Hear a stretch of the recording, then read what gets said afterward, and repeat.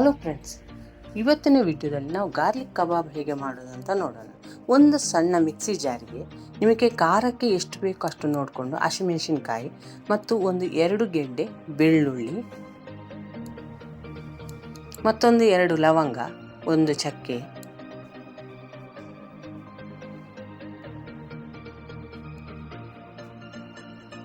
ಮತ್ತೊಂದು ಸ್ವಲ್ಪ ಕೊತ್ತಂಬರಿ ಸೊಪ್ಪು.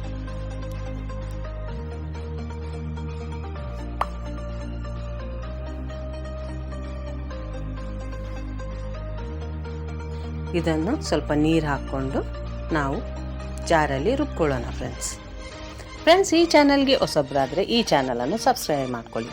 ಬೆಲ್ ಐಕಾನನ್ನು ಆಲ್ ಸೆಟ್ ಮಾಡಿದರೆ ನಾನು ಮಾಡೋ ವಿಡಿಯೋ ನಿಮಗೆ ನೋಟಿಫಿಕೇಷನಲ್ಲಿ ಬಂದುಬಿಡುತ್ತೆ. ಫ್ರೆಂಡ್ಸ್,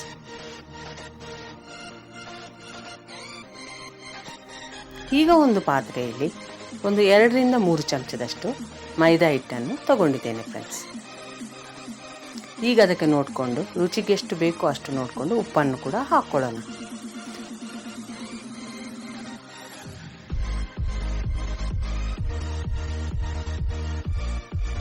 ಮತ್ತೊಂದು ಸ್ವಲ್ಪ ಅರಶಿನ, ಒಂದು ಅರ್ಧ ಚಮಚದಷ್ಟು ಬೆಳ್ಳುಳ್ಳಿ ಶುಂಠಿ ಪೇಸ್ಟನ್ನು ಕೂಡ ನಾನಿಲ್ಲಿ ಹಾಕ್ಕೊಂಡಿದ್ದೇನೆ. ಫ್ರೆಂಡ್ಸ್,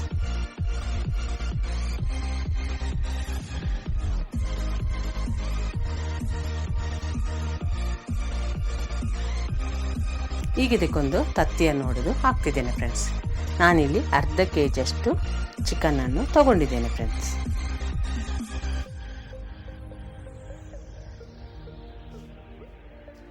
ಈಗ ನಾನು ಮಿಕ್ಸಿ ಜಾರ್ನಲ್ಲಿ ರುಬ್ಕೊಂಡಿರುವಂಥ ಪೇಸ್ಟನ್ನು ಕೂಡ ಇದಕ್ಕೆ ಸೇರಿಸ್ಕೊತೇನೆ. ಫ್ರೆಂಡ್ಸ್, ಇಲ್ಲಿ ನಾನು ಒಟ್ಟು ನೀರನ್ನು ಸೇರಿಸ್ಕೊಳ್ಳೋದಿಲ್ಲ. ಫ್ರೆಂಡ್ಸ್, ಈಗ ಇದನ್ನೆಲ್ಲ ಸೇರಿಸ್ಕೊಂಡು ಚೆನ್ನಾಗಿ ಮಿಕ್ಸ್ ಮಾಡ್ಕೊಳ್ಳೋಣ. ಇಲ್ಲಿ ಏನಾದರೂ ಉಪ್ಪು ಅಥವಾ ಖಾರ ಕಡಿಮೆ ಅನಿಸಿದರೆ ಸ್ವಲ್ಪ ಸೇರಿಸ್ಕೋಬೋದು. ಈಗ ಒಂದು ಅರ್ಧ ಚಮಚದಷ್ಟು ವಿನಿಗರನ್ನು ಕೂಡ ಸೇರಿಸ್ಕೊಂಡಿದ್ದೇನೆ. ಫ್ರೆಂಡ್ಸ್, ನೀವು ಬೇಕಂದರೆ ಸ್ವಲ್ಪ ಮೊಸರನ್ನು ಕೂಡ ಹಾಕೋಬಹುದು.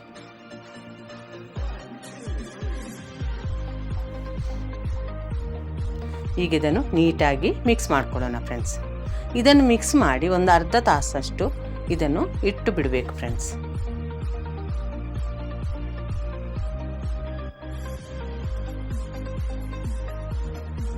ಈಗ ಗ್ರೇವಿ ಎಲ್ಲ ಮಿಕ್ಸ್ ಆದಮೇಲೆ ಈಗ ಇದಕ್ಕೆ ಚಿಕನ್ ಪೀಸನ್ನು ಹಾಕ್ತಿದ್ದೇನೆ. ಫ್ರೆಂಡ್ಸ್,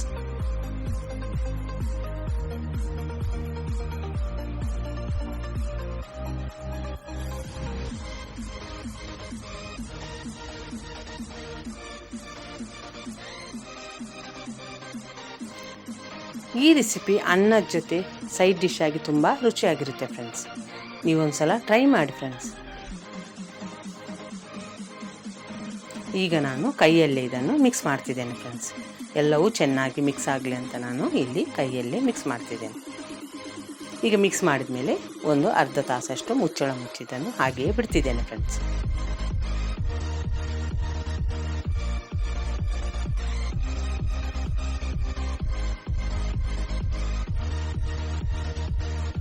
ಈಗ ಅರ್ಧ ತಾಸು ಆದಮೇಲೆ ನಾನು ಎಣ್ಣೆಯನ್ನು ಬಿಸಿ ಮಾಡಲು ಇಟ್ಟಿದ್ದೇನೆ. ಫ್ರೆಂಡ್ಸ್, ಇದನ್ನು ಲೋ ಫ್ಲೇಮಲ್ಲಿ ನಾನೀಗ ಫ್ರೈ ಮಾಡ್ತಿದ್ದೇನೆ. ಫ್ರೆಂಡ್ಸ್,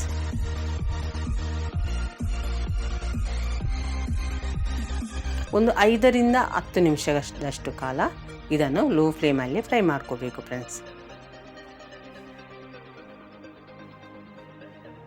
ಫ್ರೆಂಡ್ಸ್, ಈ ರೆಸಿಪಿ ತುಂಬ ಸ್ಪೈಸಿಯಾಗಿ ತುಂಬ ರುಚಿಯಾಗಿರುತ್ತೆ. ಫ್ರೆಂಡ್ಸ್,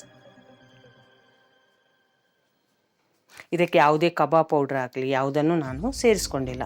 ಮನೆಯಲ್ಲಿರುವ ಸಾಮಗ್ರಿನೇ ಬಳಸಿಕೊಂಡು ಈ ಕಬಾಬನ್ನು ರೆಡಿ ಮಾಡಿದ್ದೇನೆ. ಫ್ರೆಂಡ್ಸ್,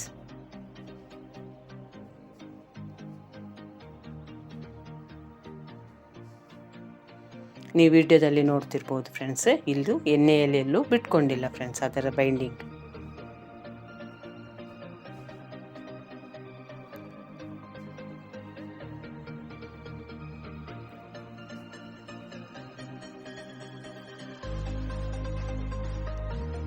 ಈಗ ಇದನ್ನು ಒಂದು ಪಾತ್ರೆಗೆ ತೆಗೆದಿಡ್ತಿದ್ದೇನೆ. ಫ್ರೆಂಡ್ಸ್, ಇದೊಂದು 5 ನಿಮಿಷ ಆದಮೇಲೆ ಮತ್ತೊಂದು ಸಲ ಇದನ್ನು ಎಣ್ಣೆಯಲ್ಲಿ ಹಾಕಿ ಫ್ರೈ ಮಾಡಬೇಕು. ಫ್ರೆಂಡ್ಸ್, ಯಾಕೆಂದರೆ ಇದು ಕ್ರಿಸ್ಪಿಯಾಗಿ ನಮಗೆ ಕಬಾಬ್ ರೆಡಿ ಆಗುತ್ತೆ. ಫ್ರೆಂಡ್ಸ್,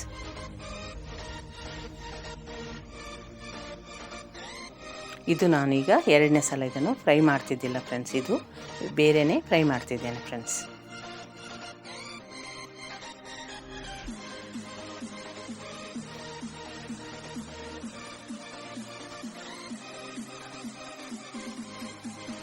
ಈಗ ನಾನು ಮೊದಲ ಸಲ ಫ್ರೈ ಮಾಡಿಟ್ಟಿರುವಂಥ ಚಿಕನನ್ನೀಗ ಮತ್ತೊಂದು ಸಲ ಎಣ್ಣೆಯಲ್ಲಿ ಬಿಡ್ತಿದ್ದೇನೆ ಫ್ರೆಂಡ್ಸ್.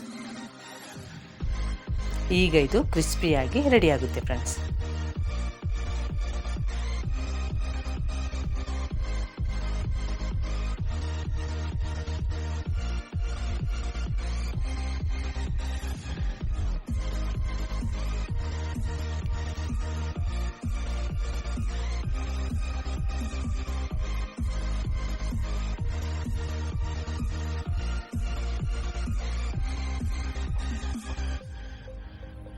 ಈಗ ಇದೊಂದು 2-3 ನಿಮಿಷ ಫ್ರೈ ಮಾಡಿದರೆ ಸಾಕು ಫ್ರೆಂಡ್ಸ್.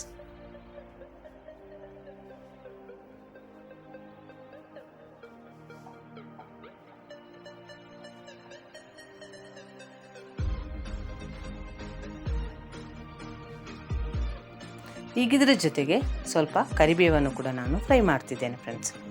ಇದು ಕಬಾಬ್ ಜೊತೆ ತಿನ್ನಲು ತುಂಬ ರುಚಿಯಾಗಿರುತ್ತದೆ ಫ್ರೆಂಡ್ಸ್.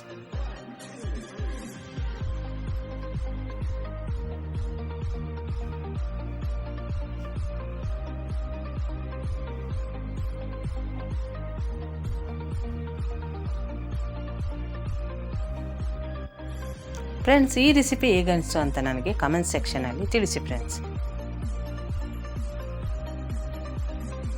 ಈಗ ನಮಗೆ ಬೆಳ್ಳುಳ್ಳಿ ಕಬಾಬ್ ರೆಡಿಯಾಗಿದೆ ಫ್ರೆಂಡ್ಸ್.